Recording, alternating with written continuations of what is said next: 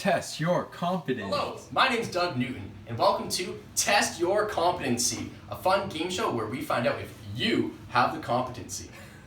On today's episode of Test Your Competency, COVID-19 edition, we have, on my right, Bob Bilkerson. Bob, would you care to say something about yourself? Well, I'm going to tell you why I'm competent. And whatever the debate is, whatever the topic, I'm going to tell you. So don't worry, I know. Nice to meet you, Bob. And on my left, we have Fred Fredrickson, who coincidentally is at home due to COVID-19. Fred, would you care to say nice meeting you, Fred? Anyways, we're going to jump right into the questions. So on today's episode, we are going over OTA practice and PTA practice. So let's see if our contestants have the competency. So our first question goes to Mr. Bilkerson over here. Mr. Bilkerson, so your first question is, what does an OT do? Oh, that's an easy one. And I'll tell you, Doug, OTs enable people of all ages and abilities to participate fully in things that they need to do, are expected to do, and want to do. It's very important, which is also the definition of occupation. But we'll get into that later if you ask me another question about it. I sure will. Good work, Mr. Bilkerson. You're one step closer to being competent. So we're going to move on to our next question now. So your second question is, what does a PT do? Oh, Doug. Like, I really thought you were going to ask this question, and I did my research, don't worry. I'm glad you did. Well, a PT is involved with primary care and is a client-focused health profession that promotes physical activities, overall health and wellness, and prevents diseases and injuries through education and improving functional mobility. So, how was that? That's good. Very well done, Mr. Bilkerson. Okay, see? The education and research. Flawless round for Mr. Bilkerson. Let's see if the third time is the charm. So, Mr. Bilkerson, your next question, third question, is what does an OTA do? Well, an OTA actually follows the plan of practice prescribed by the OT in the situation for the client. There's a thing called the CPPF, which is called the Canadian Practice Process Framework, that OTs use to process their patients and make sure that they get the care that they need. The OTA doesn't actually come into the framework until action point number 5. There's 8 in total. So 5 seems like a long way to go. But that's after the negotiations with the client and agreement on goals between the client and therapist. So you make sure that the occupations of the client are being met. So. Sounds good, Mr. Bilkerson. Well done, Mr. Bilkerson. You're getting a couple steps closer to becoming competent. Your fourth question, though, is what does a PTA do? Ah, good question, Doug. And I thought this was also going to be on the test, Exactly. but I did my research.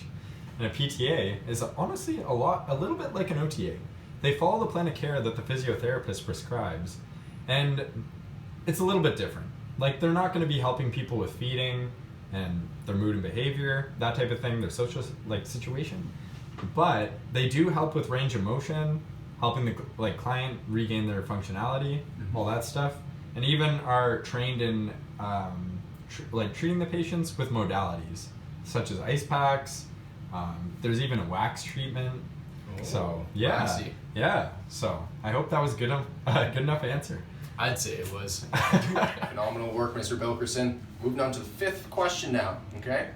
Are you prepared for this question? I prepared all month. That's what I I'm like ready to hear. for this. That's what I like to hear. All right. So, where might you find OTs and PTs? Oh, well, that's where it gets a little hairy, Doug, because you may find OTs in some settings that you find PTs, such as hospitals. They both work in the hospital, but you'll never find a PT in a school or a workplace, even at home. PTs work in their own private clinics, for the most part, or in hospitals. But OTs work in almost every walk of life. So that's the beauty of it. Like, they are very not more client-centered, but very client-centered. So, yeah, so you might find them anywhere. School, workplace, hospital, clinic. Whereas you'd find a PT in more of their own private setting, a hospital, maybe a clinic, but you'll never find them in a home. Oh, Bob, you're getting real close. All right, your next question now. What does COTO, C-O-T-O, stand for? Well, it's the College of Occupational Therapists of Ontario. each province has their own code. So, Yes. yeah, well, I don't know if you knew that, but I did. Yeah, okay. Well, you know what? This is a question I found myself answering all through college, actually. Even my last semester that I spent in college, I've answered this one many times. And you want to know what the college is for? I'd love to know. You'd love to know? I'd love to know, Bob. I'm going to tell you right now. The college is basically to uphold the standards and practices of occupational therapists. They're there to make sure that practicing occupational therapists are doing their job the way that they were trained and the way that it needs to be done so that clients are dignified and they feel like they're getting the treatment that they deserve. So the college is there basically to uphold the practice and make sure that things are being done the way that they should be done. Right So on. Couldn't have said it any better myself, Bob. Doing real good, Bob. All right, scenario time. Are you ready for this? Yes. Better Yes. be. I hope so. Ready my whole life. All right, so your scenario is you are walking through a hospital or clinic. You're an OTA or PTA, okay? You're walking with your client and they give you a little tug on the shirt. You say, "Excuse me, Mr. Bilkerson, I need to use the restroom." What do? Well, I'll tell you what I do. I would honestly go to the nurse's station, leave the client for a couple seconds, and ask a nurse to actually assist them. Because that's not what an OTA PTA does. Like, I feel like I don't have the training for that. Honestly, in that situation, I wouldn't do it. I'm sorry, Mr. Bilkerson, but that is incorrect. I am so sorry. You are no longer competent. I thought that OTAs and PTAs weren't supposed to toilet patients. Like, I'm not trained for that. Why do I have to do it? That's actually where you're wrong there, Bob. So OTAs and PTAs are actually trained to be able to take patients to the bathroom if they ever need to, and where they can show them how to do so and get the job done.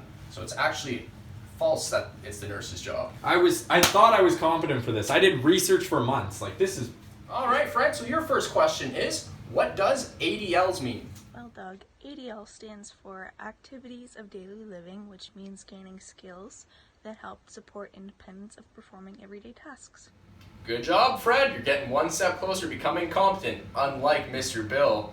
Anyways, so your second question is, what does PEO stand for? PEO stands for Person, Environment, and Occupation. Well done, Fred. For bonus points, though, can you answer for me, what are the parts of the P, E, and O of the PEO model? Okay, the parts of the PEO model. Starting with P, it is the physical, cognitive, and the affective components. E, the environmental, are the physical, social, institutional, and cultural. And lastly, the occupation, day-to-day activities such as self-care, productivity, leisure. All right, Fred, here's a fastball for you now. I hope you're ready for this one. Mr. Bilkerson definitely wasn't. So can you please tell me, what are the two treatment approaches for the OT? Compensation and remediation. Wow. Fred, I am just blown away with your answers right now. Jesus. Okay, I got another one for you. This one might be a doozy, though. So what does CPO stand for? CPO, College of Physiotherapists of Ontario. By far, Fred, you have been doing the best I've ever seen on this show. So your next question, okay, if you can handle this one, why is self-reflection so important? A doozy, okay. Self-reflections are important to process knowledge in order to learn from your past experiences. It also helps understand beliefs, attitudes, and values in your professional environment, whether it is from your coworkers or your clients that you see. It also enables a clear outcome or the clear outcomes for future goals and your next steps. All right, Fred, here's your final question. Let's see if you can answer this, and we'll find out if you have the competency. All right, so the final question is, what tasks are out of role for the OTA PTA? Not too bad. Okay, so tasks that are out of role for the OTA and PTA are things such as the initial assessment and interview with the client, goal identification and intervention planning, rehabilitation that requires continuous judgment calls and monitoring clients, modification of current and existent intervention plans, and lastly, making a decision to discharge a client from the rehab services.